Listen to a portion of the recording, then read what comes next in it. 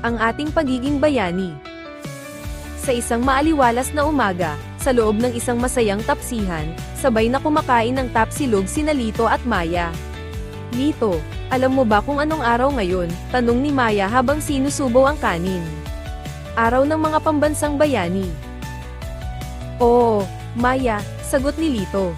Sila yung mga matatapang na tao na lumaban para sa ating bansa, tulad ni Jose Rizal at Andres Bonifacio.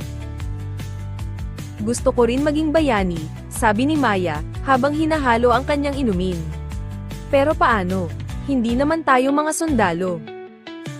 Hindi kailangan maging sundalo para maging bayani, sabi ni Lito. Sabi ni tatay, ang pagiging bayani ay nasa maliliit na bagay. Tulad ng ano? Tanong ni Maya.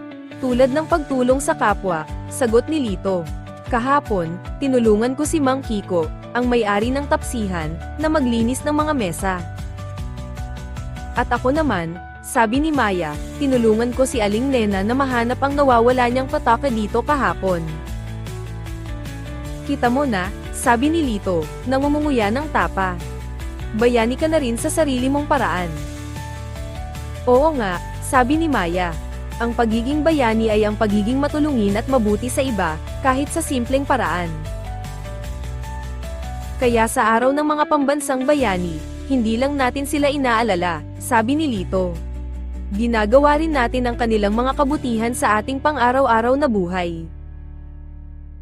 At sa loob ng maingay ngunit masayang tapsihan, tinapos ni Lito at Maya ang kanilang tapsilog, dala-dala ang bagong kaalaman na ang bawat isa sa atin ay maaaring maging bayani sa sarili nating munting paraan.